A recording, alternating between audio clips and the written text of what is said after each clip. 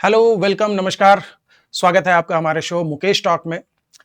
इस शो में हम बात करते हैं पैसों की, पैसों को बचाने की, पैसों को बढ़ाने की और इसी सिलसिले में एक नया फंड मार्केट में आया है जिसके बारे में बात करने को आज मैं आपके सामने उपस्थित हूँ। आपने सुना होगा अमेरिका ने भारत के ऊपर टैरिफ लगा दिया है। एक्चुअली भारत के ऊपर नहीं, भारत के सामान पे टैरिफ लगाया है। भारत से जो सामान अमेरिका एक्सपोर्ट होता है, उस सामान पे टैरिफ लगाया है और टैरिफ एक्चुअली इंपोर्ट टैक्स है। और ये वो दादागिरी क्यों कर पाते हैं या उनके टैरिफ लगाने से पूरी दुनिया में हलचल मचती है, ऐसा क्यों है?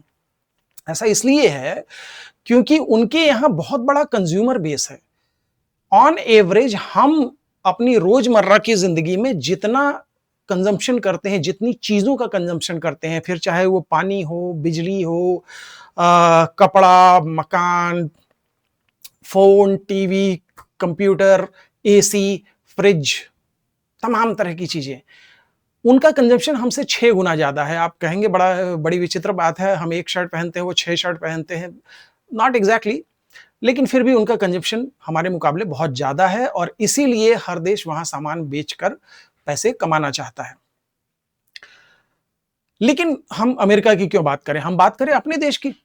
हमारे देश की पॉपुलेशन है 1.5 बिलियन और उसमें भी 60% यंग पॉपुलेशन है।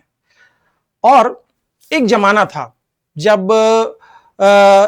भारत में इंसान की चिंता होती थी रोटी, कपड़ा, मकान, खाने को हो जाए, ढंग से पहनने को हो जाए और एक मकान बन जाए, है ना? एक बंगला बने न्यारा, पुराने ज़माने का गाना भी है। आज हम उससे आगे बढ़ रहे हैं, है ना? एक टाइम था इंडिया में कि हमारी ग्रोथ रेट को हिंदू रेट ऑफ ग्रोथ कहा जाता था, 2%।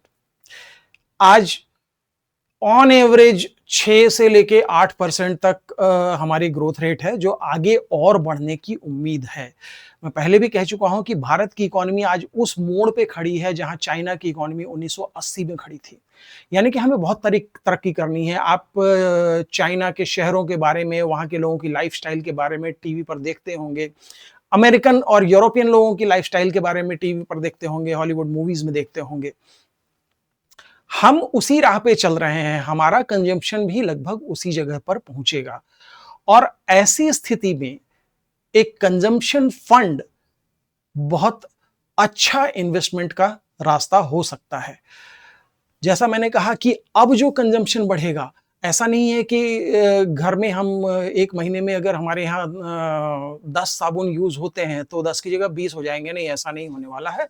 साबुन तो 10 ही रहेंगे, लेकिन उसकी जगह शायद हम लिक्विड सोप यूज़ करेंगे, शैम्पू महँगा वाला यूज़ करेंगे, जो हम बैग्स रखते हैं वो ज़्यादा लग्ज़री होगा, जो शर्ट पहनते हैं 500 की शर्ट की जगह अब हम 1500 की शर्ट पहनेंगे। हम उस दिशा में आगे बढ़ रहे हैं। जो हमारे घर में अगर आज एक कमरे में एसी लगता है, तो आगे चल के हर कमरे में एसी लगेगा, फ्रिज का साइज़ बड़ा हो जाएगा, टीवी का साइज़ ऑलरेडी बड़ा हो गया है। मुझे याद है बचपन में 14 इंच का टीवी था। अब मतलब 32 इंच से नीचे का तो टीवी किसी के घर में है ही नहीं, और ज़्यादातर लोगों के घर में 40 इंच या 60-62 इंच का टीवी है। तो कंजम्पशन बढ़ रहा है। मतलब आज मोबाइल फ़ोन की बात कर लें, मेरे पिताजी तो बिना मोबाइल फ़ोन देखे ही चले गए, ठीक है? तो आज मोबाइल फ़ोन बच्चे-बच्चे के हाथ में है, तो हमारे कंजम्पशन का पैटर्न बढ़ रहा है। मैं बात कर रहा हूँ मोतीलाल ओसवाल के नए कंजम्पशन फंड के एनएफओ की। न्यू फंड ऑफर है कंजम्पशन फंड का। कंजम्पशन फंड मार्केट में पहले से बहुत सारे एएमसी के कंजम्पशन फंड हैं। लेकिन प्रॉब्लम क्या हो रही है कि निफ्टी का जो कंजम्पशन इंडेक्स है, उसमें 30% वेटेज जो है वो एफएमसीजी कंपनियों का है। एफएमसीजी क्या होता है? फास्ट मूविंग कंज्यूमर गुड, यानी कि साबुन, तेल, कंघी वाली बनाने वाली कंपनियां, मैगी, साबुन, बिस्किट, चॉकलेट, तेल, चाहे वो सर में लगाने वाला तेल हो या खाने वाला तेल हो, टूथपेस्ट, ये सारी चीजें जो रोजमर्रा की हमारे घर में यूज होती है। तो इन कंपनियों का बिजनेस जो है शहरी इलाकों में सैचुरेट हो चुका है। जैसा मैंने कहा कि अगर हम 10 साबुन यूज करते हैं महीने का घर में, तो हम 10 की जगह 20 नहीं यूज करेंगे, वो उतना ही रहेगा, है ना। शायद वैल्यू एडिशन थोड़ी हो सकती है, लेकिन कंजम्पशन उसमें नहीं बढ़ेगा। लेकिन क्योंकि निफ्टी में 30% वेटेज ऐसी ही कंपनियों का है, और ऐसी कंपनियां कौन सी हैं? Hindustan Unilever, Dabur, Marico, Britannia, Nestle, ITC. मैं ये नहीं कह रहा हूं कि इन कंपनियों की ग्रोथ नहीं होगी, डेफिनेटली इन कंपनियों की ग्रोथ होगी, क्योंकि अभी भी एक वास्ट पॉपुलेशन हमारी रूरल एरिया में रहती है। लेकिन हाँ, ये मत सोचिए कि ये चीजें वो नहीं यूज करते हैं, वो भी यूज करते हैं, बस इतना है कि हमारे मुकाबले शायद 70% ही यूज करते हैं। यानी कि वो भी अगर उतना ही कंजम्पशन करने लगे जितना हम कंज्यूम करते हैं, तो भी 30% बढ़ेगा एफएमसीजी का रेवेन्यू, एफएमसीजी कंपनियों की भी ग्रोथ होगी। लेकिन जिस कंजम्पशन की ओर हम बढ़ रहे हैं, वहां पर कंजम्पशन में उन चीजों पर ध्यान दिया जाए जो लग्जरी आइटम में आता है। जैसे मैं आपको एग्जांपल देता हूं, अगर हम ज्वेलरी की बात करें तो लगभग 6,11,100 करोड़ की ज्वेलरी हम खरीद लेते हैं साल का। कपड़े खरीद लेते हैं 5,43,200 करोड़ के। फोन्स 2,60,000 करोड़। और उस फोन पे सर्विस देने वाली कंपनी एयरटेल जियो 2,45,000 हम खर्च करते हैं उस पे। दवाइयों पे और हॉस्पिटल्स पे एक बहुत बड़ा ग्रोइंग सेगमेंट है, जिसपे 3,55,000 करोड़ हम आज खर्च करते हैं। लगेज है, suitcases, bags, white goods, home appliances हैं जिसपे हम लगभग 14,000 करोड़ खर्च करते हैं। यहां ध्यान दीजिए, होम अप्लायंसेस एक ऐसी कैटेगरी है जो आगे चल के बहुत ज्यादा बढ़ेगी। फैंस है, लाइट्स हैं, इन पे 35,000 करोड़ की खपत है। एयरलाइंस, एक टाइम था जो हम बहुत ज्यादा ट्रैवल भी नहीं करते थे तो बस से करते थे, या उससे अपग्रेड होते थे तो ट्रेन से करते थे। लेकिन आजकल एयर ट्रैवल बहुत कॉमन हो गया है और मिडिल क्लास की पहुंच में है, तो एयर ट्रैवल। फिर हम बात करें पेंट्स की, घर में हर साल पेंट होता, नहीं तो हर 2 साल में तो हो ही जाता है, 96,000 करोड़ हम खर्च कर रहे हैं। अल्कोहल, बहुत सारे घरों में उसे बहुत गंदी नजरों से देखा जाता है, लेकिन इस फैक्ट को आप डिनाई नहीं कर सकते कि 2,82,000 करोड़ की शराब पी जाती है इंडिया में साल की। देन होटल्स, हम घूमने भी बहुत जाते हैं, लगभग 44,000 उसमें खर्च कर रहे हैं। और जैसे जैसे इनकम बढ़ रही है और जैसे जैसे हमारा लग्जरी पैटर्न बढ़ रहा है, तो ये भी बढ़ेगा। इस पे आपको ध्यान देना पड़ेगा कि होटल्स का ग्रोथ और ज्यादा होगा। 97,000 करोड़ के तो हम जूते चप्पल पहन लेते हैं। तो आप देख रहे हैं, ये तमाम चीजें जो है आज जिस लेवल पे है, आगे चल के इसमें बहुत ज्यादा वैल्यू एडिशन होना है, इसमें बहुत ज्यादा कंजम्पशन बढ़ना है। हमारा जो है ट्रिलियन डॉलर का, लगभग 4 ट्रिलियन डॉलर की इकोनॉमी हो गई है। चाइना की करीब 18 ट्रिलियन है और अमेरिका की लगभग 32 ट्रिलियन। हम बहुत जल्दी थर्ड लार्जेस्ट इकोनॉमी होंगे, और थर्ड लार्जेस्ट होने में शायद 6 महीना या साल भर लगेगा। 4.5 ट्रिलियन होते ही हम थर्ड लार्जेस्ट हो जाएंगे। लेकिन क्या हम 4.5 ट्रिलियन पे रुक जाने वाले हैं? नहीं। 1970 की बात है, चाइना का जीडीपी हमसे पीछे था, वो आज 18 ट्रिलियन पे पहुंच गया। हम बहुत गिरी हालत में भी जाएंगे तो 12 ट्रिलियन तो जाएंगे। तो आप देख रहे हैं किस लेवल के कंजम्पशन की मैं बात कर रहा हूं। अब जैसे मैं एक बहुत एग्जांपल बताऊं, एयर कंडीशनर है ना, 15.6% CAGR compounded annual growth rate की वजह की रेट से एसी का कंजम्पशन बढ़ रहा है, यानी कि एसी की खरीदारी हो रही है। हम होटल रेवेन्यू में ऑलरेडी 281 बिलियन पे पहुंच चुके हैं और हम इसमें बहुत आगे जाने हैं। लग्जरी कार जो है 25 से 30% सेल्स ग्रोथ हो रही है हर साल। तो ये सब कंजम्पशन का पैटर्न है।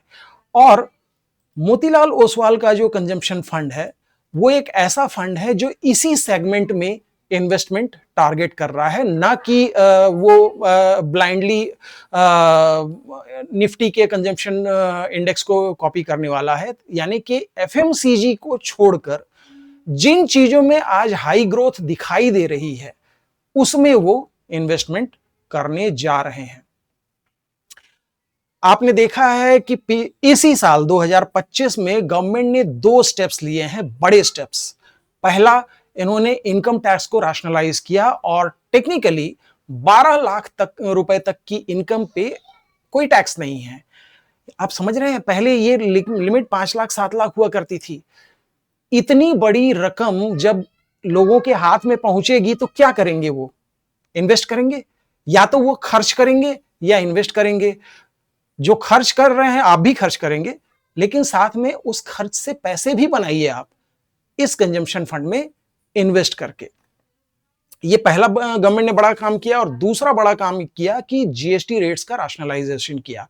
पहले टेक्निकली 5 स्लैब थे, 5, 12, 18 और 28, और इसके अलावा एक लग्जरी वाला 43%, है ना, 15% सरचार्ज लगाकर।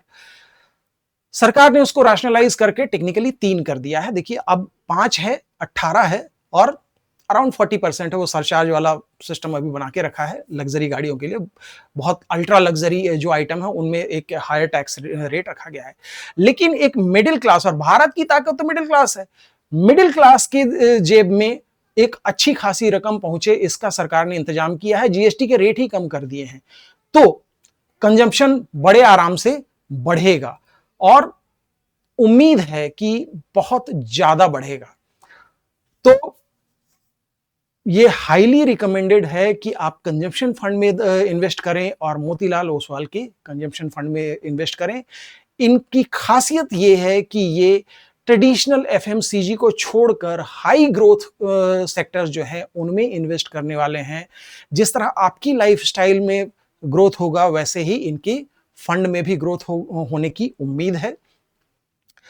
तो अपने पैसे को बढ़ाइए और इंडिया की जो ग्रोथ हो रही है उस ग्रोथ स्टोरी का हिस्सा बनिए।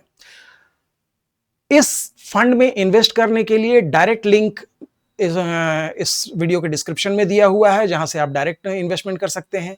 इसके अलावा अगर आप मेरे जरिए इन्वेस्ट करना चाहें तो मुझसे संपर्क कर सकते हैं। यहाँ फोन नंबर दिया हुआ है, नीचे ईमेल आईडी चल रही है।